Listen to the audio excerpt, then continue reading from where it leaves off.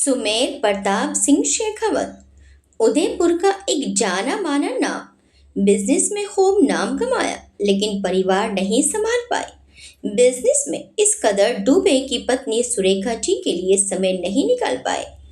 तो सुरेखा जी ने भी अपनी अलग राह चुन ली और अपने दो बच्चों, बड़े बेटे 5 साल के विराज प्रताप सिंह शेखावत और छोटे बेटे साल भर के मान प्रताप सिंह शेखावत की परवाह न करते हुए सुमेर जी से तलाक लेकर दूसरी शादी कर ली। थे तो दोनों ही बच्चे छोटे, पर विराज तो फिर भी कुछ बड़ा था। उसको तो थोड़ा बहुत माँ का प्यार नसीब भी हो गया, पर मान तो बस साल भर का था। वो तो पूरी तरह से माँ के प्यार को तरसता रह गया। लेकिन सुरेखा जी ने उस समय सिर्फ अपने बारे में, अपनी खुशियों के बारे में सोचा और सुमेर जी और अपने दोनों बच्चों को छोड़कर चली गई अपनी अलग दुनिया बसाने। इस सब की वजह से मान के मन मस्तिष्क पर गहरा असर हुआ और जैसे जैसे वो बड़ा हुआ, उसके मन में अपनी माँ की एक अलग ही छवि बन गई। एक माँ अपने दूध मुहे बच्चे को किसी और के लिए छोड़कर चली गई। उसे अपने पिता की कम माँ की गलती ज्यादा नजर आती थी। उसकी माँ एक बेवफा औरत थी। अगर उन्हें अपने बच्चों और पति से प्यार होता तो वो उन्हें छोड़कर कभी नहीं जाती। अगर उसके पिता उनके लिए वक्त नहीं निकाल पा रहे थे तो इस बारे में बैठकर बात की जा सकती थी। ऐसे अपना घर तोड़कर कौन चाहता है? ये बात उसके दिल में बैठ गई थी और इस बात ने उसके दिल को तोड़कर रख दिया था। सुरेखा जी के जाने के बाद सुमेर जी ने दूसरा विवाह नहीं किया, लेकिन अब अपने बच्चों के लिए वो जरूर समय निकालने लगे। अपनी शादी टूटने का उन्हें बहुत दुख था। उन्होंने तो सुरेखा जी से प्रेम किया था। उनकी कुछ मजबूरियां थी, कुछ नए बिजनेस में हाथ डाला था और उस समय उसको समय देना जरूरी था। नहीं तो बहुत बड़ा नुकसान तो होता ही, साथ ही उनकी कंपनी का नाम भी डूब जाना था। बहुत कुछ दांव पर लगा था, पर सुरेखा जी ये सब कुछ जानकर भी समझने के लिए तैयार नहीं थी। फिर उनका झुकाव अनुज जी की तरफ हो गया और उन्होंने सुमेर जी को छोड़कर उनका हाथ थाम लिया। विराज और मान के दादा रघुवीर प्रताप सिंह शेखावत और दादी सरस्वती जी के साथ मिलकर सुमेर जी ने अपने दोनों बच्चों को पाल पोस कर बड़ा किया। वक्त पंख लगाकर उड़ गया और मान अब 17 साल का, तो विराज अब 21 साल का है। सुमेर जी की हवेली के मुख्य द्वार से घुसते ही सबसे पहले आलीशान ड्राइंग रूम में आज काफी शांति बनी हुई थी। सरस्वती देवी जी हमेशा की तरह शांत, बिना किसी भाव के अपने पति रघुवीर प्रताप सिंह शेखावत जी के साथ बैठी थी। दूसरी तरफ उनके बेटे सुमेर प्रताप सिंह शेखावत बैठे थे। अपनी माँ की तरह ही उनके चेहरे पर भी शांति दिख रही थी और वो सामने बैठी महिला और पुरुष से औपचारिक बातें कर रहे थे। नौकर उन दोनों की आव भगत में लगे थे, पर सभी का ध्यान दरवाजे पर था। शायद किसी का इंतजार था। सामने बैठी महिला, उनकी एक्स वाइफ सुरेखा देवी जी, बड़ी बेसब्री से बार बार द्वार को ही देखे जा रही थी और उनकी इस बेचैनी को सुमेर जी अच्छे से समझ रहे थे। अपने बच्चों के लिए एक माँ का प्रेम वो समझते थे। आज वो अपने दूसरे पति के साथ अपने दोनों बच्चों विराज और मान से मिलने के लिए आई थी, पर काफी देर के बाद भी दोनों बच्चे नहीं आए थे। उनकी बेचैनी को भांपते हुए सुमेर जी ने तसल्ली देते हुए बोल दिया, सब्र करो रेखा, वो दोनों आते ही होंगे। सुमेर जी ने बोल तो दिया, पर फिर अचानक ही उनको अपनी गलती का एहसास हुआ और उसे सही करते हुए क्षमा मांगते हुए बोले, सॉरी सुरेखा जी। और उनके ये बोलते ही रघुवीर जी के माथे पर बल पड़ गए। बेटा अपनी ही पत्नी से उसका नाम बोले जाने पर क्षमा मांग रहा था। भले ही अब वो साथ नहीं थे, पर सुमेर जी का माफी मांगना रघुवीर जी को बिल्कुल पसंद नहीं आया, पर फिर भी वो चुप हो गए। आज सुरेखा जी के साथ उनके दूसरे पति अनुज भी थे। वो अपने बच्चों से मिलने तो आ गई थी, पर उन्हें एक बेचैनी ने घेर रखा था। कुछ ही देर में उनका इंतजार भी पूरा हुआ। दो लड़के एक साथ अंदर आए और सामने आकर खड़े हो गए। दोनों की नजरें अपनी माँ पर थी, पर दोनों की नजरों में फर्क था। बड़े बेटे विराज ने आकर उनके पांव छुए और साथ में आए उनके पति के भी पांव छूकर अभिवादन किया। पूरी कर्तव्यनिष्ठा के साथ। स्वभाव में भी गंभीरता थी, पर छोटा मान तो अपनी जगह से हिला भी नहीं। वो बस लगातार अपनी माँ और उनके साथ आए उस पुरुष को नाराज नजरों से घूरे जा रहा था। आखिर दादी ने ही उसका हाथ पकड़कर उसको अपने पास किया और माँ से मिलने और पाँव छूने को भी कहा, पर मान अपनी जगह से हिल भी नहीं पाया। आखिर सुमेर जी ही आगे आकर उसे कंधों से पकड़कर सुरेखा जी के पास लेकर आए। पास आते ही मान का सिर झुक गया। उसने नजरें उठाकर सुरेखा जी की तरफ देखा भी नहीं। जैसे ही सुरेखा जी ने मान के सिर पर हाथ रखना चाहा, मान मुड़कर अपने पिता के सीने से लिपट गया। चेहरा पिता के सीने में छुपा हुआ था और आंखें बंद थी। सुरेखा जी के हाथ वहीं रुक गए। हल्का सा कंपन था उनके हाथों में, पर वो चाहकर भी कुछ बोल नहीं पा रही थी। आंखें नम हुई जा रही थी। दिल में एक हुक सी उठी और बेचैन कर गई। बस यहीं आकर उनको अपनी गलती का एहसास होने लगता था, पर वो करती भी क्या, जो होना था वो हो चुका था। अनुज जी की चाहत इतनी प्रबल थी कि सबको छोड़ने से पहले उन्होंने कुछ सोचा भी नहीं। उनकी इच्छा का मान रखते हुए सुमेर जी ने आसानी से उनको अपने जीवन से विदा कर दिया। फिर सबके लाख कहने पर भी दूसरी शादी नहीं की। अबोध मान के दिल का हाल भी कुछ ऐसा सा ही था। जब से होश संभाला था तब से सारे रिश्ते मिले थे उसे, और उनसे प्यार भी, पर जो सबसे जरूरी होता है, एक बच्चे के लिए माँ का प्यार और संरक्षण, वो नहीं मिल पाया। हमेशा ही वो तरसा है इस रिश्ते और उससे मिलने वाले प्यार के लिए। जब भी अपने दोस्तों को देखता था अपनी माँ के साथ, तो उसकी निगाहों में हमेशा ही इस रिश्ते के लिए प्यार की भूख दिखाई देती थी। दिमाग में एक ही सवाल घूमता रहता था कि मेरी माँ कहाँ है। साल भर का था और विराज 5 साल का जब सुरेखा जी इन लोगों को छोड़कर अनुज जी के साथ चली गई थी। विराज ने तो फिर भी थोड़ी बहुत माँ का प्यार और पाया था, पर मान ने तो कभी माँ को महसूस ही नहीं किया। वक्त के साथ बड़े होते उसे जब सब कुछ पता चलने लगा, तो जैसे उसकी सोच थी उसी के अनुरूप विचार बन गए। सुरेखा जी हमेशा के लिए उसकी दोषी होकर रह गई।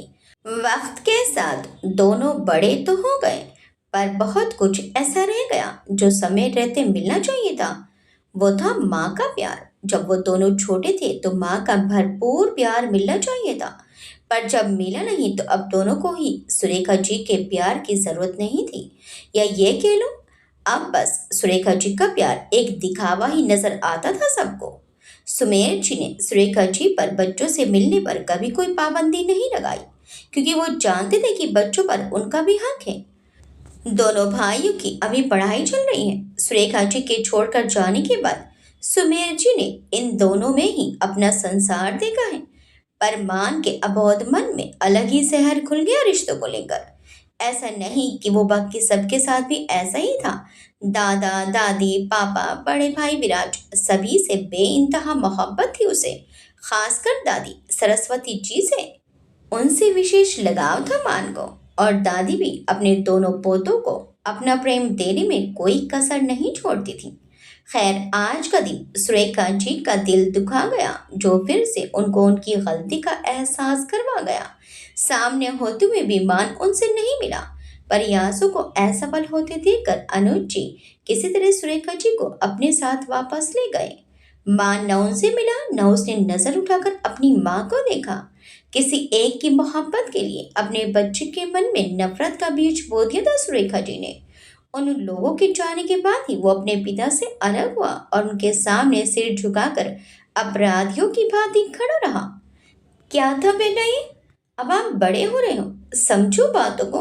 और वो आपकी माँ है, उनका हक है आपसे मिलना, और आपका फर्ज है उनकी हमेशा इज्जत करना। बेटा, रिश्ता पति पत्नी का टूटता है क्योंकि उसे बनाया जाता है, पर कुछ रिश्ते कभी नहीं टूटते क्योंकि उनको भगवान जोड़ता है। आपका आपकी माँ से भी वही रिश्ता है, कभी ना टूटने वाला। तलाक हमारा हुआ है, पर आप आज भी उनके बेटे हो। अपनी माँ की इज्जत किया करो बेटा। आखिरकार बेचैन होकर सुमेर जी ने कहा। मान सिर झुकाकर ही सारी बातें सुनता रहा और आखिर में सुमेर जी ने दोबारा उसे अपने सीने से लगा लिया। अब उनकी भी आंखें नम थीं, जिनको पलकें झपकाकर वो सबसे छुपाने की नाकाम कोशिश कर रहे थे। वहीं उदयपुर में ही एक घर में घनघोर शांति छाई हुई थी, पर ये शांति सुकून वाली नहीं थी। चिंता, फिक्र, दुख, अवसाद, क्या कुछ नहीं था इसमें, क्योंकि इस घर का मुखिया कावेरी जी के पति मयंक जी घर छोड़कर चले गए थे। 4 बच्चों के साथ अकेली औरत बिना किसी सहारे, बिना किसी काम के कैसे गुजर बसर करेगी, यही चिंता कावेरी जी को खाई जा रही थी। सबसे बड़ा नीलेश, जो कि 18 साल का है, उससे छोटी धारा, जो कि अभी 14 साल की है, उससे छोटा विशाल, जिसकी उम्र 12 साल है, और सबसे छोटी वैदेही, जो कि अभी 9 साल की है। 4 बच्चों को छोड़कर भी भला कोई भागता है, पर मयंक जी ने ये कर दिखाया और बीवी बच्चों को छोड़कर पता नहीं कौन से कोने में चले गए, जो खूब ढूंढने पर भी ना मिले। कावेरी जी कमरे के एक कोने में बैठी, एक हाथ से अपना सिर थामे और दूसरे से अपनी साड़ी के पल्लू को पकड़े अपने आंसू पोंछने की चेष्टा किए जा रही थी, जो लगातार बहते आंसू की वजह से बेकार जा रही थी। माँ, आवाज कावेरी जी के कानों में पड़ी तो कावेरी जी ने सामने सिर उठाकर धुंधली आंखों से सामने बैठी अपनी 14 साल की बेटी धारा को देखा, जो उतनी ही दुखी और परेशान थी जितनी कि उसकी माँ।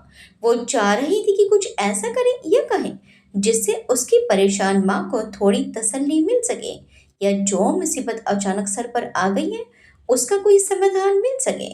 लंबी, दुबली, पतली सी, नाजुक सी लड़की, गोरा रंग, बड़ी बड़ी झील सी नीली आंखें, लंबे बाल, देखने में बहुत खूबसूरत धारा आज अपनी माँ के दुख से दुखी थी। वह रुआंसी होकर बोली, माँ, आप परेशान मत हो, हम मिलकर कुछ ना कुछ कर लेंगे। देखो, अभी तो हम सब हैं ना, मैं हूँ, नीलेश भैया हैं, विशाल है, और आप तो हो ही ना माँ।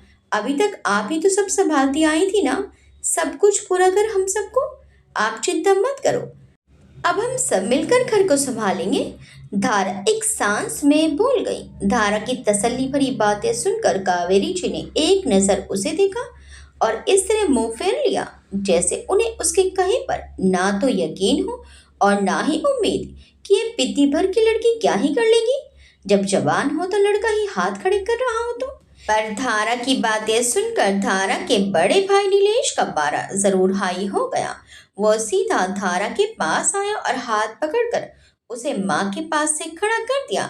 नीलेश धारा को गुस्से से घूरते हुए बोला, तू क्या कर लेगी बता, हाँ? पापा की जगह तू ले सकती है क्या? कमा कर ला पाएगी क्या, जो इतनी बातें झाड़ रही है? औकात में रहा कर, समझी? और जाकर देख रसोई में कुछ रखा हो तो बना कर ला कुछ। भूख लगी है, आखिर कब तक भूखे बैठे रहेंगे? वो हम सबको छोड़कर भाग गई, ये भी नहीं सोचा कि हम सब कैसे रहेंगे, कैसे जिएंगे। नीलेश की बातें सुनकर कावेरी जी ने कहा और फिर से रोना शुरू कर दिया। घर में सबको परेशान और माँ को इस तरह रोता देखकर धारा की छोटी बहन 9 साल की वैदेही डर के मारे एक कोने में घुसी थी। भूख उसे भी लगी थी, पर डर की वजह से बोल नहीं पा रही थी। छोटा भाई विशाल, जो कि अभी 12 साल का था, घर के दरवाजे की मुठभेड़ पर बाहर की तरफ मुंह करके बैठा था। अभी अभी दोस्तों से लड़कर और मार खाकर आया था। पुराने कपड़े और अस्त व्यस्त हो गए थे, कहीं कहीं धूल मिट्टी भी लगी थी। मोहल्ले के सारे बच्चे जो उसके दोस्त हुआ करते थे आज उसे चिढ़ा रहे थे, तेरा बाप तुम लोग को छोड़कर भाग गया। और ये सुनकर विशाल का खुद पर कंट्रोल नहीं रहा तो वो उनसे लड़ने पहुंच गया, पर बदले में पीटकर वापस आया। वो सब थे भी ज्यादा, अकेला क्या ही कर लेता। नीलेश की बात सुनकर धारा बोली, क्यों क्यों नहीं कुछ कर सकते? हम सब काम करेंगे कुछ ना कुछ तो, थोड़ा थोड़ा ही सही, जो भी कमा कर लाएंगे उससे कोशिश करेंगे ना घर चलाने की। अब घर में हाथ पर हाथ रखकर तो नहीं बैठ सकते ना। धारा घर का माहौल और अपने बहन भाइयों की दशा देखकर बोली। उसकी बात सुनकर नीलेश का गुस्सा और बढ़ गया। उसने खींचकर एक थप्पड़ धारा के गाल पर मार दिया। धारा एक और गिर गई, पर कोई नहीं आया उसे उठाने। कावेरी जी ने नजर उठाकर एक बार फिर उसे देखा और फिर से सिर दीवार से टिकाकर सामने देखने लगी। यही बात हमेशा नीलेश का हौसला बढ़ाती थी और वो आसानी से तीनों भाई बहनों पर हाथ उठा लेता था। धारा के आंसू निकल आए थे। वो उठी। उसके गोरे रंग पर नीलेश की उंगलियों के निशान छप चुके थे। उसने अपनी आंखों के आंसू पोंछे और होठों के किनारे से आता खून भी। नीलेश को घूरते हुए देखकर वो दृढ़ता से बोली, क्यों काम नहीं कर सकती? देखना, मैं जरूर कोई ना कोई काम करूंगी और कमा कर खिलाऊंगी। मैं करके दिखाऊंगी। इस तरह बैठने से जिंदगी नहीं चलेगी। और हम काम करना चाहेंगे तो हमें काम भी मिलेगा। देखना, मैं जरूर करके दिखाऊंगी। आपकी तरह घर में नहीं बैठ सकती मैं। ये कहकर वो 14 साल की लड़की खुद को आत्मविश्वास से भरकर रसोई घर में चली गई, देखने कि क्या रखा है जिसे वो आज रात के खाने में पका सके। मयंक ठीक हो गए। 1 हफ्ता हो चुका था। एक छोटा सा खत वो अपने पीछे छोड़कर गए थे। अब मैं तुम लोगों की जिम्मेदारी नहीं उठा सकता। मुझे माफ करो, मैं जा रहा हूँ। मुझे ढूंढने की कोशिश भी मत करना। कहने के बाद भी कहाँ कहाँ नहीं ढूंढा था कावेरी जी और उनके बच्चों ने अपने पति और पिता को। पर वो तो पहले से ही तय करके गए थे कि ढूंढना भी मत, मैं मिलूंगा ही नहीं। और इस बात को 1 हफ्ता हो गया था। रसोई में राशन भी खत्म हो गया था और इसी की चिंता में कावेरी जी खुली जा रही थी और वहीं धारा कुछ न कुछ करने के मंसूबे बना रही थी। उसने पढ़ा था अपनी हिंदी की किताब में कि कोशिश करने वालों की कभी हार नहीं होती और अब यही कोशिश धारा को करनी थी। उसने रसोई घर में आकर देखा, थोड़ा सा आटा था जिसको गूंद कर छोटे छोटे पेड़े की रोटियां बनाई और थोड़ी दाल उसे मिल गई जिसको बनाकर वो ले आई। नीलेश, जो कि बिस्तर पर पैर रख कर लेटा हुआ था, खाना देखकर सबसे पहले उठकर बैठ गया। धारा ने उसे खाना परोस दिया। फिर उसने विशाल और वैदेही को भी खाना परोस दिया। सबके खाने के बाद 3 रोटियां बची थी। धारा ने 2 रोटी अपनी माँ की थाली में रखकर जबरदस्ती उन्हें खाना खिलाया। बाद में बची 1 रोटी खाकर ऊपर से पानी पीकर धारा ने भगवान का शुक्र अदा किया। हालांकि उसे बहुत भूख लगी थी, पर क्या कर सकती थी वो। नीलेश ने उसके हिस्से की रोटी भी खा ली थी, तो उसे 1 रोटी पर ही गुजारा करना पड़ा। लेकिन उसने तय कर लिया था कि कल सुबह उठते ही वो कोई ना कोई काम जरूर ढूंढेगी जो वो कर सकती है। उसे करेगी भी, चाहे जो हो जाए। वहीं नीलेश को अपनी चिंता खाई जा रही थी कि अब वो अपने दोस्तों के साथ कैसे समय बिता पाएगा। अगर काम करना पड़ गया तो कुछ भी हो जाए, वो अभी तो काम नहीं करेगा। आखिर अभी उसकी उम्र ही क्या है, सिर्फ 18 साल का तो है वो। दोस्त मजाक बनाएंगे और जो शौक उसने पाले हुए थे वो भी पूरे करने में मुश्किल होगी। वो काम तो बिल्कुल भी नहीं करेगा, चाहे जो हो जाए। विशाल अपने ख्यालों में खोया था कि कैसे वो उन लड़कों से बदला ले और इन सब में एक मासूम बेटे ही थी जिसे कुछ भी समझ नहीं आ रहा था, सिवाय इस बात के कि पापा बहुत दिनों से घर नहीं आए। वो घर छोड़कर क्यों चले गए, कल का खाना बनेगा या नहीं। आज भी उसे बहुत भूख लगी थी, पर माँ तो रो रही थी। फिर वो किसे कहे। अगले दिन धारा सुबह ही काम की तलाश में निकल गई और उसे एक कंपनी में काम मिल गया और वो रोज काम पर जाने लगी और मन लगाकर काम करने लगी। धारा को काम करते करते यहाँ 2 साल हो गए। इस बीच धारा को अगर छोटे मोटे काम मिलते तो वो भी कर लेती थी। नीलेश अब तक कोई काम नहीं करता था। पढ़ाई तो उसने कब की छोड़ दी थी, पर वो कोई काम भी नहीं करना चाहता था। घर के सारे खर्च की जिम्मेदारी धारा के ऊपर आ गई थी।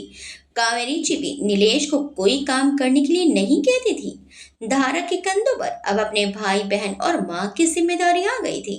एक दिन धारा ऑफिस में काम कर रही थी। धारा, जी सर। अपना नाम सुनते ही धारा ने अपने काम करते हाथों को रोका और सामने देखने लगी। कंपनी के मैनेजर मिस्टर शर्मा उसके सामने खड़े थे। वो एक बहुत ही अच्छे स्वभाव के इंसान थे। जब धारा उनसे काम मांगने आई तो उन्होंने धारा से इस उम्र में काम करने का रीजन जानना चाहा, तो धारा ने उन्हें सब कुछ बता दिया। उन्होंने धारा के हालात को समझते हुए उसे नौकरी पर रख लिया और धीरे धीरे धारा को काफी काम सिखा दिया। धारा पढ़ने लिखने में बहुत तेज थी, तो जल्दी ही काम सीख गई। शर्मा जी धारा को देखकर बोली, धारा बच्चे, काम हो गया तुम्हारा? धारा बोली, जी सर, हो गया, बस ये थोड़ा सा और रह गया है, 10 मिनट में कंप्लीट हो जाएगा। शर्मा जी ने कहा, नहीं, बस रहने दो, जितना हुआ है उतना ही ठीक है, बाकी का कल देख लेना। अभी सबके आने का टाइम हो चुका है, तो तुम निकलो। और हाँ, आज ऑडिट आई हुई है तो पीछे के दरवाजे से निकलना। अगर कोई तुम्हारी उम्र पूछे तो अपनी उम्र 18 साल ही बताना, नहीं तो प्रॉब्लम खड़ी हो जाएगी अगर किसी को तुम्हारे 16 साल के होने का पता चला तो। मैनेजर शर्मा ने कलाई पर बंधी घड़ी में समय देखते हुए कहा तो धारा बोली, जी सर। धारा ने अभिवादन में सिर झुकाया और अपने झोला जैसे बैग उठाया जिसमें उसके पानी की बोतल के साथ कुछ जरूरी सामान था। उसे कंधे पर डालकर वो बाहर निकल गई। गोदाम के पीछे बने छोटे से जंग लगे दरवाजे से धारा बाहर आ गई और सब तरफ देख कर कि किसी ने देखा तो नहीं। कच्ची सड़क से होकर सड़क तक आ गई। कुछ ही दूरी पर धारा को उसकी बचपन की एकमात्र सहेली प्रीति इंतजार करती हुई मिल गई। आज जल्दी आ गई, काम हो गया क्या?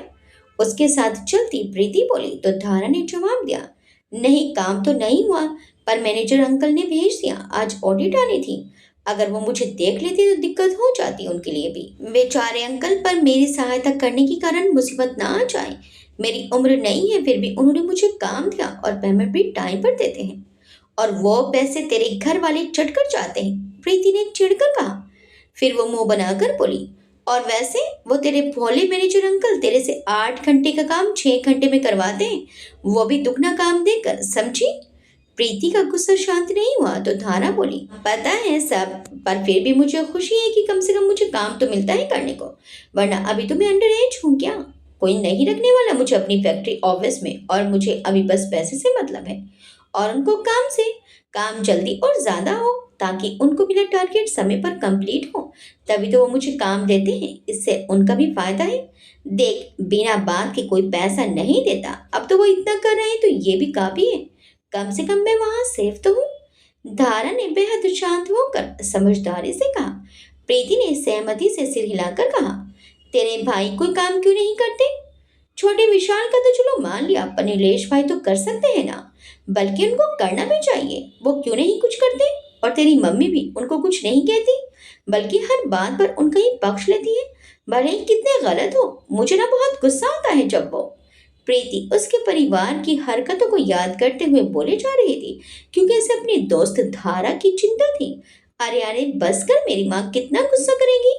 प्रीति को लगातार बोलते देखकर धारा ने बीच में ही टोका, रहने दे, तू क्यों अपना खून जला रही है? उनको जब करना होगा वो तब कर लेंगे। अब इसका ये मतलब तो नहीं ना कि मैं भी ना करूं, फिर घर कैसे चलेगा बता? अच्छा चल, मुझे नोट्स दे दे, मैं रात को उनकी कॉपी करके तुझे दे दूंगी। धारा अपनी बात पूरी करते हुए बोली। प्रीति बोली, हाँ पता है, इसलिए स्कूल से सीधा यहाँ आई हूँ ताकि तुझे नोट्स पकड़ा सकूं, और जल्दी नहीं है, तू परसों तक दे देना। आज तो तुझे सानिया आंटी के यहाँ भी जाना है ना? प्रीति उसे बैग से नोट्स निकाल कर देते हुए बोली। तो धारा ने जवाब दिया, हाँ आज का काम मिला है, उनकी बेटी की शादी है ना, तो कामों में मदद करवाने के लिए मुझे बुलाया है, बदले में पैसे भी मिल जाएंगे। धारा नोट्स लेकर मुस्कुराई और उन्हें अपने झोले में रखने लगी। मेहनत करने में कैसी शर्म, ये धारा का मानना था। धारा खुश थी कि पिता के छोड़कर चले जाने के बाद उसके इन्हीं प्रयासों से घर जैसे तैसे चल रहा था। कहीं भी कोई भी काम हो वो बिना किसी शर्म और झिझक के करने को तैयार थी। पर धारा की सहेली प्रीति को यह सब देखकर बहुत बुरा लगता था। प्रीति उसे देखकर मुंह बनाने लगी, देखना यही लोग एक दिन तुझे दूध में मक्खी की तरह उठाकर फेंक देंगे। प्रीति मुंह बनाकर बोली। उसने बचपन से धारा और उसके घर वालों को देखा था। कोई नहीं, तब का तब देखा जाएगा, अभी तू भी घर जा, नहीं तो देर होने पर आंटी तुझे डांटेगी। कहकर धारा अपने घर की ओर चल दी और प्रीति अपने घर की तरफ। घर आते ही एक खुशबू धारा की नाक में गई और वो खुश हो गई कि इतने महीनों के बाद आज मम्मी ने हलवा बनाया है। धारा के मुंह में तो पानी ही आ गया। वो खुश होते हुए कावेरी जी के पास आई जो रसोई के कामों में लगी थी। मम्मी आज हलवा बना है? धारा कढ़ाई की ओर देखकर बोली। हाँ बनाया था, भगवान को भोग जो लगाना था, पर अभी खत्म हो गया। नीलेश को अच्छा लगा तो उसने और ले लिया। कावेरी जी ने धारा पर ध्यान ना देते हुए कहा। यह सुनकर धारा का मुंह उतर गया। दिल में एक हल्की सी कसक उठी कि उसकी माँ को ध्यान तक नहीं रहता, घर में वो भी है, आखिर वो भी बच्ची ही थी। खैर, खत्म होने की बात को दबा कर उसने भगवान के भोग की बात पर ध्यान देकर कहा। भोग क्यों मम्मी, आज कुछ है क्या? याद नहीं है क्या? आज पापा का जन्मदिन है इसलिए मम्मी ने भोग लगाया था। किसी का ध्यान भी रहता है तुझे? अपने में ही मस्त रहती है। अंदर से नीलेश हलवे की कटोरी चाटता हुआ निकला। नीलेश की बात सुनते ही धारा का दिल गुस्से से भर गया और वह खुद को रोक न सकी और बोली, क्यों मम्मी, किस लिए और किसके लिए ये भोग लगा रहे हो? उनके लिए जो हमें भूखा मरने को छोड़ गए और बाहर जाकर अच्छे से बिजनेस कर रहे हैं और दूसरी शादी करके जिंदगी गुजार रहे हैं। हमारी चिंता तक नहीं है उनको। आपको पता है ना, बुआ जी ने बताया था कि एक बेटा भी हुआ है उनको। फिर भी आप। धारा की आंखों में गुस्सा दर्द सब साफ दिख रहे थे। उसको यकीन नहीं हो रहा था कि उसकी मम्मी आज भी उसके पापा को अपना सब कुछ मानकर बैठी है, इतने बड़े धोखे के बाद भी। ज्यादा मत बोल, अगर कमाने लगी है तो क्या तेरे दो पैसे की धौंस दिखाएंगी? याद रख, तेरे पैसों से घर नहीं चलता, समझी? तू करती ही क्या है? नीलेश ने फिर अपना जहर उगला और उसके बोलने के बाद कावेरी जी ने भी उसी लहजे में धारा की तरफ देखा। अब क्या तेरे से पूछकर करूंगी? फिर कुछ दिनों बाद तो घर से निकाल देगी। सही कहते हैं सब, बेटियों को ज्यादा सिर नहीं चढ़ाना चाहिए। कावेरी जी की बातें सुनकर धारा की आंखों में गुस्सा आ गया। आखिर किस मिट्टी के बने हैं लोग और कैसी सोच है इनकी? दारा का तो दिमाग ही बनना गया। आंखों में आंसू लिए वो कमरे में थैला रखने गई, जहां विशाल और वैदेही अपने हलवे की कटोरी साफ कर जमीन पर कुछ बनाकर खेलने में व्यस्त थे। दारा ने बिना कुछ कहे थैला कील पर टांगा और आंगन में रखे मटके से पानी पीकर सहानी आंटी जी के घर की ओर चल दी। इधर सुमेर जी की हवेली में जिम से आकर गार्डन में बनी बांस की कुर्सियों पर मान और विराज अभी बस रही थे कि घर का सबसे पुराना मुलाजिम हरिया उनकी ग्रीन टी लेकर पहुंच गया, जिसको देखते ही विराज के चेहरे पर मुस्कान आ गई। वह हरिया चाचा को घर की घड़ी कहता था। कुछ भी हो जाए, चाचा का काम कभी लेट नहीं होता था। हर काम वक्त पर, वो भी सबके मन के मुताबिक। अब विराज 24 साल का और मान 20 साल का हो गया था। दोनों सुबह को साथ में जिम करते थे। गुड मॉर्निंग चाचा। विराज ने मुस्कुराते हुए हरिया को देखा और साथ में ग्रीन टी भी उठा ली। खूब खुश रहो बेटा। बेटा, आपकी चाय ठंडी हो जाएगी। मान की तरफ देखते हुए हरिया ने उसके कप में केतली से चाय सर्व की और एक तरफ खड़ा हो गया। बंद आंखों को खोलकर सामने खड़ी हरिया को देखकर मान के चेहरे पर भी मुस्कान आ गई। उसने अपनी ग्रीन टी का कप उठाया और पूछा, पापा क्या कर रहे हैं चाचा? बेटा, वो अपने किताब घर में है। लाइब्रेरी को हरिया काका यही कहते थे। अच्छा, जवाब पाकर मान भी अपने चाय की चुस्कियों का लुत्फ उठाने लगा। सुबह सुबह बगीचे की हरियाली में बैठना मान को बहुत पसंद था। चाय खत्म करते ही कप ट्रे में रखा, जिसको हरिया काका उठाकर अंदर ले गए। ठीक है भाई, मैं तो निकलता हूँ, मान ने उठते हुए कहा। आज ही क्या प्रोग्राम है फिर तुम्हारा? विराज ने अपने फोन को टेबल पर रखते हुए पूछा। जो आज संडे को होता है, सुबह दोपहर शाम दोस्तों के नाम। माँ ने मुस्कुराते हुए जवाब दिया तो विराज भी खुलकर मुस्कुरा दिया। आज थोड़ा चेंज कर लो। याद है ना, शाम को पार्टी है क्लब में अपनी तरफ से, और पापा चाहते हैं तुम वहाँ विशेष तौर पर रहो ताकि वो तुम्हें सबसे मिलवा सके। भाई, बोरिंग होता है ये सब, प्लीज आप संभाल लो ना। एक संडे ही तो मिलता है, वैसे भी इतने बिजी स्केड्यूल से। माँ ने बड़ी उम्मीद से विराज की तरफ देखकर कहा। तो ऐसा करो, अपने दोस्तों को भी शाम को वहीं बुला लो। विराज ने रास्ता सुझाया। अरे पर भाई, वो मजा नहीं आता, खुलकर एंजॉय नहीं कर पाए थे। मान का मुंह बना हुआ था। हाँ, खूब समझ रहा हूँ तुम्हारे खुल के एंजॉय को। पापा का ही नहीं, दादी जी के भी ऑर्डर है ये, और बोर तो आज तुम नहीं होने वाले। मुस्कुराते हुए देखते विराज ने मान को देखा और फिर बोला, आज संजना भी आ रही है क्या? संजना का नाम सुनते ही मान के चेहरे पर आश्चर्य भरी मुस्कान आ गई। विराज हंसते हुए अंदर की तरफ चल दिया। पीछे पीछे मान भी अपने उछलते दिल को थामे अपने कमरे की ओर चल दिया। ऊपर जाते हुए दादी घर के मंदिर से निकलती हुई दिख गई। गुड मॉर्निंग दादी। देखते ही लाड से उनके गले लगकर खड़ा हो गया मान। मुझे तो सुबह की राम राम बोला कर, कितनी बार समझाया है। इस बहाने भगवान का नाम भी मुंह से निकल जाता है, वरना कहाँ तुम भगवान का नाम लेने वाले। दादी की प्यार बड़ी छिड़की लगी। मान बोला, अच्छा दादी, राम राम, अब सही है। ये कहकर मान ने दादी का दिया प्रसाद सिर से लगाकर मुंह में डाल लिया। खुश रहो। दादी ने भी प्यार से सिर पर हाथ फेर दिया। दिन सुहाना था और संडे की फुर्सत से प्रीति भी धारा को झील पर ले आई। झील के पानी की तरफ जाते हुए दोनों बातों में मशगूल थी कि अचानक धारा का कंधा किसी की बाजू से टकराया। हल्के धक्के से ही धारा लड़खड़ा गई, जबकि सामने वाला हैरान से खड़ा, हाथ में बियर की कैन लिए उसे घूर रहा था। बदतमीज, धारा ने अपना कंधा सहलाते हुए कहा, फिर सामने देखा। नाक में बियर की स्मेल जाते ही भूल का एहसास हुआ। ओह सॉरी सॉरी बोलकर प्रीति का हाथ पकड़कर वो तेजी से आगे निकल गई। वो जिससे धारा टकराई थी वो और कोई नहीं, मान था, जो अपने दोस्तों के साथ झील पर आया हुआ था। क्या हुआ? पास खड़े दोस्तों को भी समझ नहीं आया कि क्या हुआ। सब मस्ती में लगे थे, सबके हाथों में बियर की कैन थी। पता नहीं क्या हुआ। सिर झटक कर मान ने वापस दोस्तों की तरफ ध्यान दिया और वापस मस्ती मजाक में लग गया। तुझे क्या हुआ? तू क्यों घबरा रही है? उसकी घबराहट देखकर प्रीति ने पूछा तो धारा बोली, अरे अभी जिससे टकराई थी ना वो वहां शराब पी रहा था। मुझे बड़ा डर लगता है इन शराबियों से। प्रीति बोली, शराब नहीं, बियर कहते हैं उसे, और बड़े घर के लोगों के लिए ये आम है। धारा बोली, जो भी हो, मेरा तो दिमाग ही घूम गया उसकी स्मेल आते ही। लगा कहीं लडें लान लग जाए नशे की हालत में। दारा के कहते ही प्रीति ने वापस उसी तरफ देखा जहां मान अपने दोस्तों के साथ बियर पीने और बातें करने में मशगूल था। प्रीति ने देखा तो देखती ही रह गई, फिर धारा से भी उसी ओर देखने का इशारा किया। ब्लू जीन्स और झीनी सी व्हाइट शर्ट जिसकी स्लीव कोहनी तक फोल्ड की हुई थी। एक हाथ में कोई महंगी सी घड़ी थी जिसमें बियर की कैन पकड़े मान अपने दोस्तों से हंसते हुए बड़े दिलकश अंदाज में बातें कर रहा था। बाल झील की तरफ से आती हुई हवा के साथ उड़कर बेतरतीब हो रहे थे और माथे पर अटखेलियां कर रहे थे, जिनको बड़ी अदा से अपने हाथों की उंगलियों से वो कौम कर पीछे कर रहा था। रंग रूप उसे माँ से मिला था और मजबूत कद काठी पिता और दादा से। कुल मिलाकर जानलेवा पर्सनैलिटी का मालिक था मान।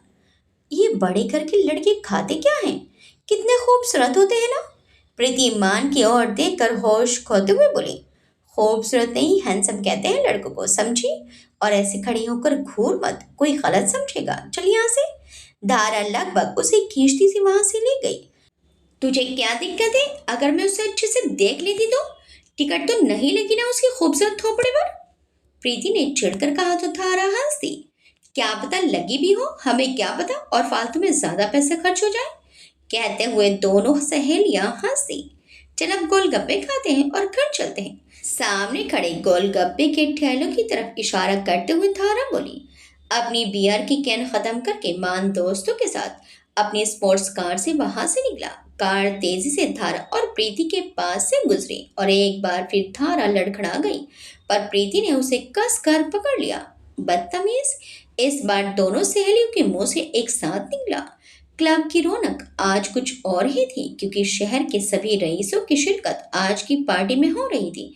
एक से एक नामी गिरामी कंपनीज और फैक्ट्रीज के मालिक अपनी फैमिली के साथ इस पार्टी में शामिल होने आए थे। इस तरह की पार्टीज इन लोगों के लिए कई तरह के मौके लेकर आती है, इसलिए सभी विशेष तौर पर इसमें शामिल होते हैं। रघुवीर जी और सरस्वती देवी जी आने वाले मेहमानों से मिलने और उनको ग्रीट करने में लगे हुए थे। रघुवीर ji dark brown three piece suit में आज इस उम्र में भी बहुत डेलिकेटेड लग रहे थे। वहीं सरस्वती देवी जी भी लाइट गोल्डन ब्राउन साड़ी में किसी महारानी से कम नहीं लग रही थी। मेहमानों से मिलते हुए उनकी नजर विराज और मान को भी ढूंढ रही थी। विराज अपने पाप के साथ ही था। उस पर नजर पड़ते ही सरस्वती देवी जी उसकी ओर चली आई। विराज ने अपनी दादी को छेड़ते हुए कहा, गॉर्जियस दादी, आप तो आज भी कमाल लग रही हो। दादी बोली, मुझे छोड़ो और दूसरी तरफ नजरें घुमाओ, समझे? मुझे अब जल्दी ही अपनी पौधा बहू चाहिए। आज पूरे शहर की रौनक यहाँ है, देखो अच्छे से, और कोई भी पसंद हो तो बताओ। इतनी जल्दी क्या है दादी? पहले डैड के साथ उनका बिजनेस संभालना सीख जाऊं, शादी का बाद में सोचेंगे। विराज ने अपने सॉफ्ट ड्रिंक का सिप लेते हुए चारों तरफ नजर घुमाते हुए सरस्वती देवी जी से कहा। दादी बोली, तुझे तो जब पूछूंगी जल्दी ही लगेगी, और सीख लिया बिजनेस बिजनेस, और कितना सीखना है, पूरी उम्र पड़ी है, सीखते रहना। अभी जो कहा है वो करो। उनकी बात सुनकर विराज ने मुस्कुराते हुए हाँ में सिर हिला दिया और बोला, आपकी आज्ञा मान ली दादी। दादी विराज को वहीं छोड़ वापस जाने लगी तो उनकी नजर कोने में एक तरफ शांति से थोड़ा छुप कर बैठे मान पर गई, पर मान की नजरें किसी और पर थी, जिसको देखकर उसके होठों पर हल्की सी मुस्कान थी।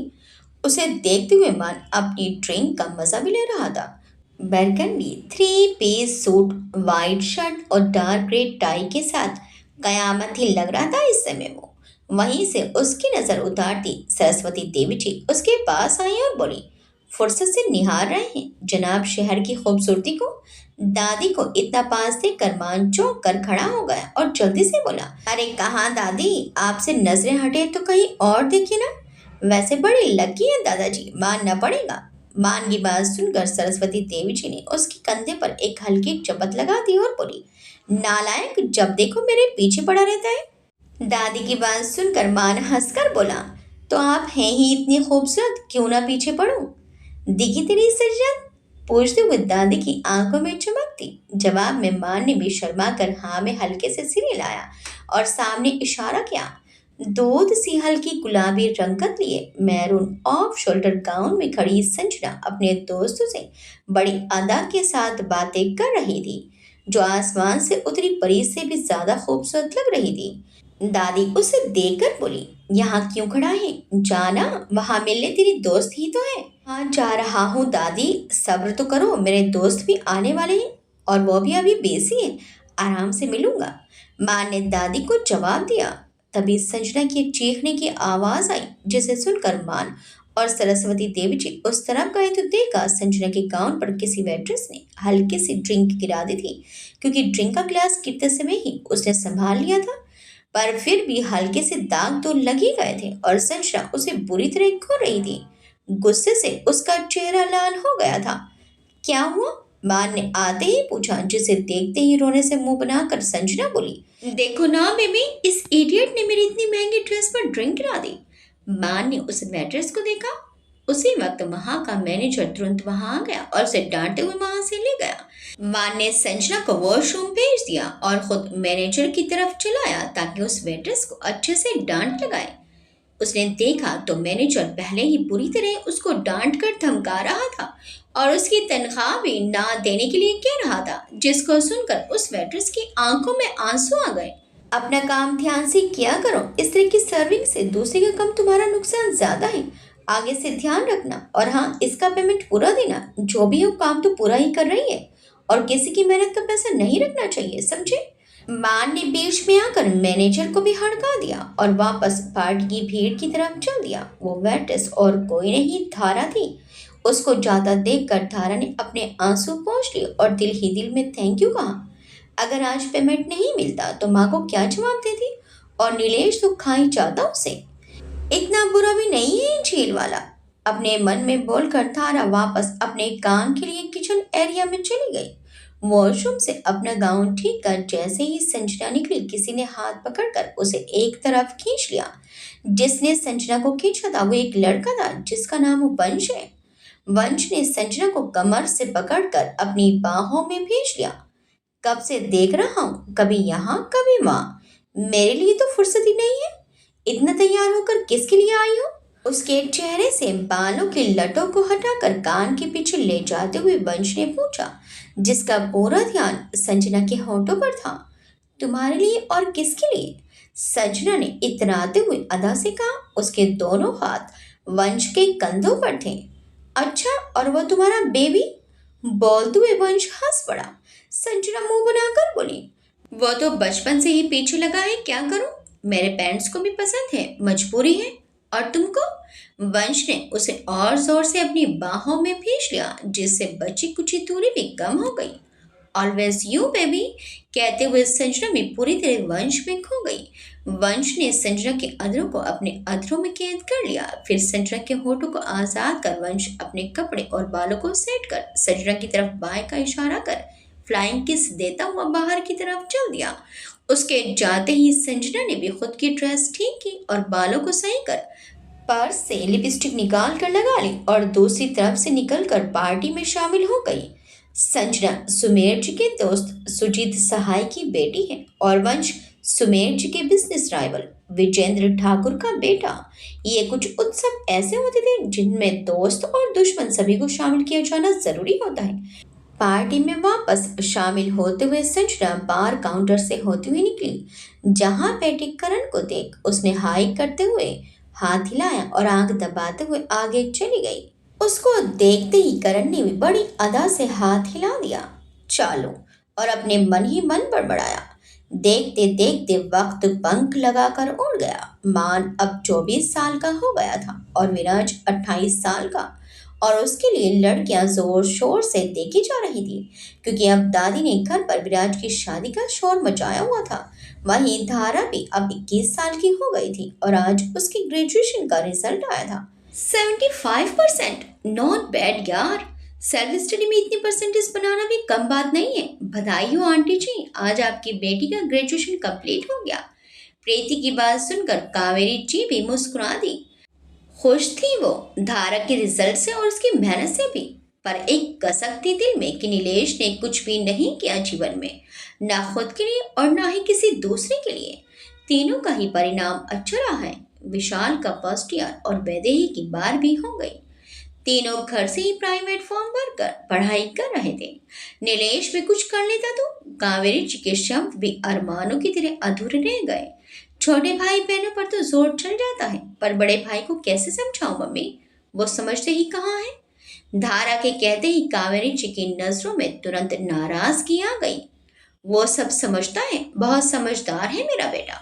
बस पिता के चले जाने से दुखी है तो थोड़ा भटक गया है। बस वरना तो वही सब देखता है।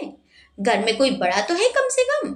नीलेश की हिमायत करते हुए कावेरी जी ने धारा को छिड़क दिया, जबकि सबको पता है कि नीलेश कुछ नहीं करता सिवाय आवारागर्दी के। कावेरी जी उसे धमकाते हुए बोली तो धारा बोली, हाँ घर में कोई बड़ा है तो वो आप हो मम्मी, भाई नहीं। चुप कर, घर का मुखिया ये तो बाप होता है या बेटा। तेरे पापा नहीं है तभी तो नीलेश ही है उनकी जगह, समझी। कावेरी जी ने उसे डांटते हुए कहा, इसे कहाँ कुछ समझ आएगा माँ, कमाने जो लगी है 2 पैसे, घर में क्या लाती है, खुद को घर का प्रधान समझने लगी है। सोकर उठे नीलेश ने आंगन में मुंह धोते हुए कहा। वो कोई मौका नहीं छोड़ता था धारा को सुनाने का। चल जा, चाय बना मेरे लिए, और हाँ ये ज्यादा पढ़ाई पर पैसे खर्च करने की जरूरत नहीं है, नहीं तो शादी कैसे करेंगे तेरी। कोई बहुत बड़ा अवसर नहीं मिलना तुझे पढ़ लिख कर। आंगन में पड़ी खाट पर बैठते हुए नीलेश ने धारा को घूरते हुए कहा, अभी वो जो कर रही है करने दे, शादी के बारे में बाद में सोचेंगे। और अभी तो घर में तू बड़ा है, पहले तेरा ही ब्याह होना है, बाद में बाकी सबका नंबर लगेगा। कपड़ों को छिटक कर तय करते हुए कावेरी जी ने कहा और नजर फेर कर दूसरे काम में लग गई। वो जानती थी कि धारा के बिना घर नहीं चलने वाला, बस मानने को तैयार नहीं थी और सबके सामने तो बिल्कुल भी नहीं। पर उनकी बातों से धारा जरूर खुश हो गई और नीलेश बस सबको घूरता ही रहा। उसकी मोटी बुद्धि में ये बात नहीं आ रही थी कि आज माँ ने धारा का पक्ष कैसे ले लिया। होटल के पुल साइड एरिया में लगी मेज को चारों तरफ वाइट शाइनी पर्दों और झिलमिलाती लाइट से कवर किया हुआ था। पर्दों को सुनहरी डोरियों से बांध दिया था। साथ में फूलों की हल्की सी सजावट के बीच मानस संजना का हाथ पकड़े उसे ब्रेसलेट पहना रहा था।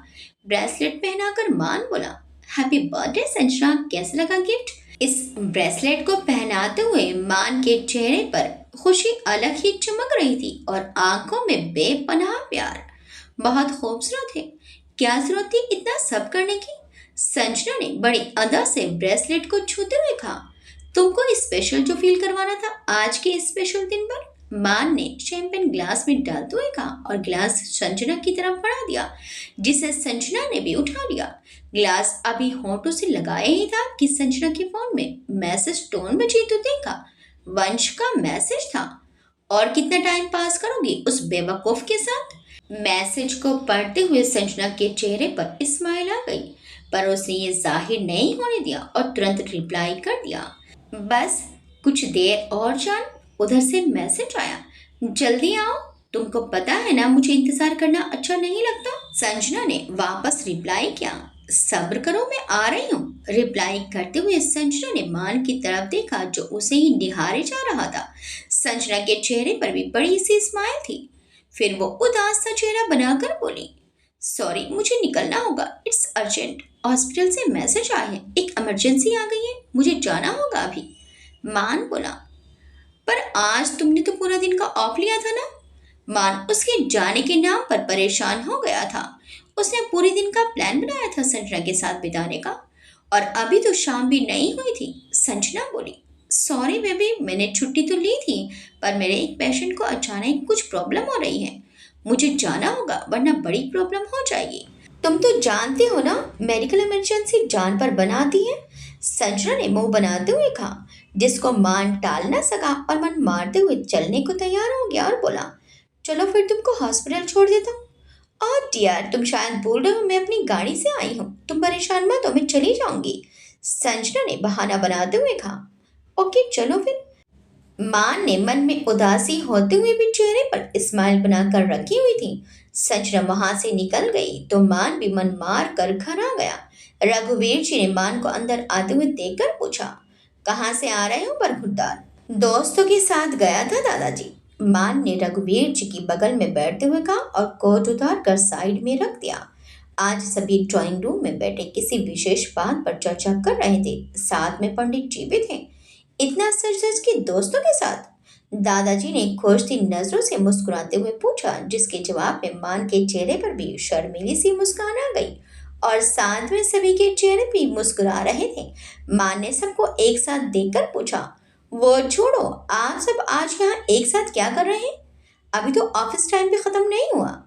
ले, पहले मुंह मीठा कर फिर बताती हूँ। दादी ने मान के मुंह में लड्डू खिलाते हुए कहा। दादाजी बोले, आज विराज की शादी की डेट फिक्स हो गई है। मान खुश होकर बोला, वाह भाई, कांग्रेट्स। सुमेर जी बोले, अब तैयारी कर लो अपने भाई को घोड़ी चढ़ाने की और अपनी भाभी के स्वागत की, क्योंकि तुम्हारी कोई बहन तो है नहीं, तो सारी तैयारियां तुमको ही करनी है और हर बात का ध्यान भी तुम्हें ही रखना होगा। अब जिम्मेदारियां लेना शुरू कर दो, ओहदा बदलने वाला है तुम्हारा अब। मान मुस्कुराकर बोला, बिल्कुल डैड, आप चिंता मत करो। भाई की शादी में ना किसी चीज की कमी होगी ना रिश्तों की, सबके लिए मैं हूं ना। अरे बेटा जी, हम भी हैं। आवाज सुनकर सबने चौंक कर दरवाजे की तरफ देखा तो कलावती देवी जी खड़ी थी, चेहरे पर बड़ी मुस्कान लिए। दादी बुआ, उनको देखते ही विराज और मान उनकी तरफ लपके। वीरा, विराज की बहनें ना सही पर आपकी बहन तो है ना? कलावती देवी जी ने अंदर आते हुए कहा, आप तो हो ही जीजी, पर सर पर हाथ रखने और आशीर्वाद देने के लिए। मुस्कुराते हुए रघुवीर जी आए और झुककर उनके पांव छू लिए। पीछे से सरस्वती जी और सुमेर जी ने भी आकर पांव छुए और हाथ पकड़कर सोफे तक लाकर कलावती जी को बैठा दिया। जी जी, बहुत अच्छा किया जो आप आ गई, अब मेरी भी चिंता कम हो जाएगी। सरस्वती जी कलावती जी के बगल में ही बैठकर उनके पांव दबाते हुए बोली, वो तो है भाभी सा, मेरी भाई के घर इतने सालों में खुशी आई है तो मेरा आना तो बनता ही है ना। कलावती जी ने पास बैठे विराज को दुलारते हुए कहा, अरे अब मैं बड़ा हो गया हूँ दादी बुआ। कलावती जी के दुलारने से परेशान होते विराज ने अपने बालों को ठीक करते हुए कहा, हाँ पता है तू बड़ा हो गया, इसलिए तो तेरा बिहार रचा रहे हैं। कलावती जी ने दुलारते हुए फिर से विराज के बाल बिगाड़ दिए, फिर मान को देखकर बोली, तो इतना सज धज के क्यों बैठा है, अभी थोड़ी है बिया। कलावती जी के छेड़ने पर मान भी हंसिया और बोला, दोस्त के जन्मदिन के उत्सव में गया था दादी बुआ, और कुछ नहीं। अब चलो आप पहले कुछ खा पी के आराम कर लो, बातें बात भी करना। कलावती जी को पकड़कर डाइनिंग टेबल तक ले आया, जहां सभी उनकी आव भगत में लग गए।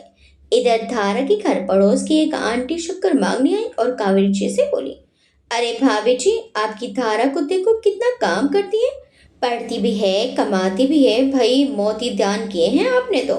और देखो ना, इस बार रिजल्ट भी कितना अच्छा रहा। एक हमारी रानी को देख लो, कसम से कुछ भी नहीं आता, न घर का काम, न पढ़ना, न लिखना, मुआ मोबाइल ही खा गया सारा दिमाग। सारा दिन या तो रीले देखती रहती है या बनाती रहती है। धारा से कहना ना कि मेरी रानी को भी समझाए। पड़ोस की कम्बू ने एक कटोरी शक्कर के बदले दुनिया जहान की चिकनी चुपड़ी बातें कर डाली, जिसको सुनकर और शक्कर देने की वजह से कावेरी जी का मुंह बना हुआ था। ज्यादा नजर लगाने की जरूरत नहीं है मेरी बच्ची को, समझी? और उसके पास फालतू टाइम नहीं है कि सारे मोहल्ले को समझाती फिरे। अपने बच्चों का ध्यान खुद रखो। हाथ में शक्कर की कटोरी पकड़ाते हुए कावेरी जी ने दरवाजा कम्मों के मुंह पर ही बंद कर दिया। मोहल्ले की पटलाइयों से फुर्सत मिले तो औलादों पर ध्यान जाएगा ना। कावेरी जी बड़बड़ाते हुए अंदर चली गई। दरवाजे पर दोबारा दस्तक सुन कावेरी जी बड़बड़ाते हुए आई। उनको लगा कि फिर से पड़ोसन आई है, पर धारा और विशाल को देखकर शांति से अंदर चली गई। क्या हुआ मम्मी, आप परेशान क्यों हैं? कावेरी जी के माथे पर बल देखकर और उन्हें बड़बड़ाते हुए देखकर धारा ने पूछ ही लिया। अरे कुछ नहीं, वो पड़ोसन कम फिर आई थी। जब देखो तब सामान मांगने के बहाने घर में ताक झाम करने आ जाती है, और भेजा खाती है वो अलग। अच्छा सुन, आज पैसे मिले क्या? नहीं माँ, नहीं दिए। कह रहे हैं कि पहले ही बहुत एडवांस हो गया है, अब तनख्वाह के टाइम ही मिलेगा, वो भी काट के। थके हुए लहजे में धारा ने जवाब दिया, जिसको सुनकर कावेरी के माथे पर और बल पड़ गए। तुझसे पूछकर ही मैंने कमेटी उठाई थी, बता कैसे दूँ? आप पीछे पड़ गई थी तो हाँ कहना पड़ा ना मुझे। और क्या करती मैं? धारा परेशान भी थी। हाँ, सारी गलतियां मेरी ही हैं तो सारी परेशानियां मैं ही उठाऊंगी ना। कावेरी जी ने खुद को कोसना शुरू कर दिया। आप चिंता मत करो, मैं करती हूँ कुछ ना कुछ। विशाल, तेरी ट्यूशन फीस भी मिली होगी ना आज तुझे? वो मम्मी को दे दे, अगले महीने से मैनेज हो जाएगा। धारा को यही हल दिख रहा था। मैं नहीं दे सकता, मेरी भी जरूरत है, मुझे अपने लिए भी पैसे चाहिए होते हैं। विशाल साफ मुकर गया। क्या मतलब अपनी जरूरतें? घर का पूरा खर्च मैं उठाती हूँ, तुम दोनों को कॉपी किताबों के पैसे भी मैं ही देती हूँ, फॉर्म की फीस भी मुझसे ही लेती हो, और कौन सी जरूरतें हैं तुम्हारी? विशाल की बातें सुनकर धारा गुस्से से फट पड़ी। सबकी जरूरतें होती हैं, एक एक करके बताऊंगा क्या? नहीं देना, जो करना है करो, मेरे पास नहीं है पैसे। विशाल हाथ झटक कर चला गया। उसको जाते देखकर धारा की आंखों में गुस्से के साथ आंसू भी उतर आए। पूरे घर की जिम्मेदारी खाली उसकी ही तो नहीं थी ना। घर में होता शोर सुनकर छत पर बैठी वैदे ही पड़ोस में रहने वाले विवेक का हाथ छोड़कर नीचे भागने को ही। अरे कहाँ जा रही हो इस तरह? विवेक चिढ़ा हुआ था। उसके भागने से बड़ी मुश्किल से तो मौका मिला था दिल बहलाने का। देख नहीं रहे हो, दीदी आ गई है और गुस्सा भी कर रही है। अगर देख लिया ना हम दोनों को इस तरह साथ में, तो टुकड़े करके कुत्तों को खिला देंगी। वैदेही ने हाथ छुड़ाते हुए कहा। दारा का नाम सुनते ही विवेक थोड़ा घबराया, फिर थोड़ी अकड़ दिखाकर बोला, वो तो उसका रोज का है और मैं नहीं डरता तेरी उस हिटलर दीदी से। अच्छा, तो बोलो दीदी से कि तू मुझे छेड़ता है। वैदेही ने आंख दिखाते हुए कहा, जिसको सुनते ही विवेक का गला सूख गया और वो अपनी तरफ की सीढ़ियों से नीचे भाग गया। उसे देखकर वैदेही भी नीचे की तरफ भागी। छत पर क्या कर रही थी तुम? वैदेही को नीचे भागते हुए आते देखकर धारा ने पूछा। वैदेही सक पकाकर वहीं खड़ी हो गई। कपड़े उठाने गई थी जो सूखने डाले थे। वैदेही ने हाथ में पकड़े कपड़ों को कुर्सी पर पटक दिया और सीधा दूसरे कमरे में भागती से चली गई। धारा बस उसे देखती ही जा रही थी और कुछ समझने की कोशिश कर रही थी। इधर संजना मान को चकमा देकर वंश से मिलने आ गई थी। ग्रेट का धुआं उड़ाते वंश ने अपने सीने से लग कर लेटी संजना को देखा। सीधे हाथ में पहने ब्रेसलेट को ध्यान से देखकर वो संजना की पीठ को सहलाने लगा। संजना ने नजरें उठाकर मदहोशी से वंश को देखा और बोली, क्या सोच रहे हो, कहाँ ध्यान है तुम्हारा? वंश बोला, इस कीमती ब्रेसलेट को देख रहा हूँ जिसको तुम्हारी खूबसूरत कलाई ने और भी कीमती बना दिया। सुनकर संजना की मुस्कान और गहरी हो गई और उसका ध्यान भी अपनी कलाई पर गया और वो भी ब्रेसलेट को निहारने लगी जो कीमती हीरो और पन्ने से जड़ा था। कैसा होता है कि ये कीमती ब्रेसलेट मैं तुम्हें पहनाता? वंश ने संजना की आंखों में देखते हुए कहा। संजना उसकी आंखों में देखकर बोली, तुमको जलन हो रही है? बहुत।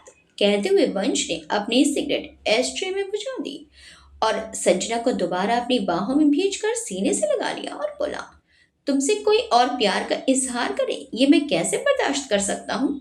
संजना बोली, अगर ये ब्रेसलेट तुम मुझे देते तो ये मेरे लिए बेशकीमती हो जाता।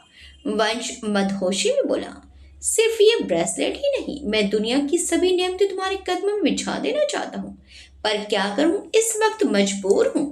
संजना वंश को प्यार से निहारते हुए बोली, पर मुझे तुम्हारे अलावा और किसी की चाहत नहीं है वंश।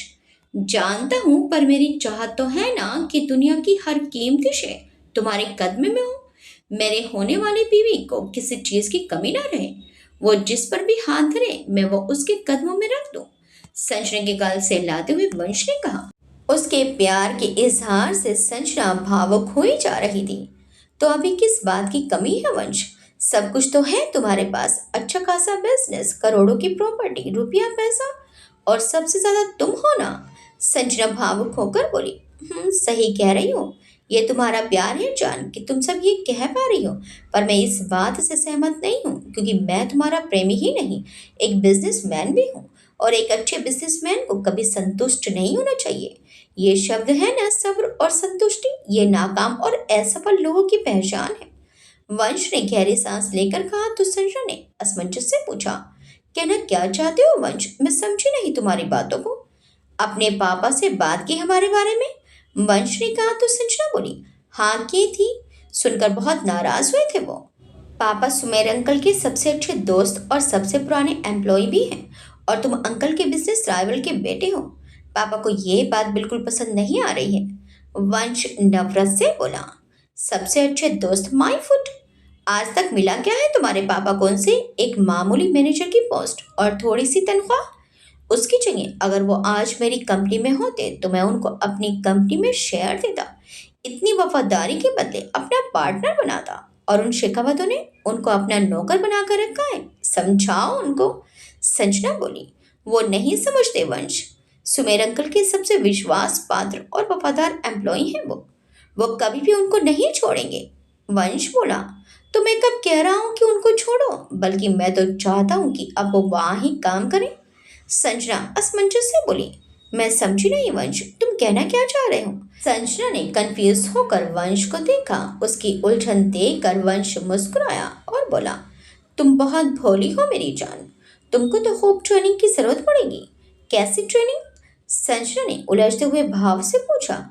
अपने होने वाले पति को सबसे टॉप का और सबसे रिचेस्ट बिजनेसमैन बनाने की ट्रेनिंग।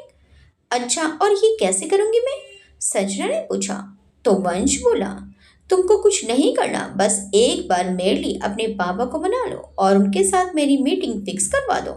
फिर जो करना होगा वो मैं खुद ही कर लूँगा, पर ये काम जल्द से जल्द होना चाहिए। चाहे जो करना पड़े करो, पर उनको मनाओ। संजना बोली। मैं पूरी कोशिश करूंगी जल्द से जल्द उनको मनाने की। गुड। और कैसा रहा तुम्हारा बर्थडे गिफ्ट?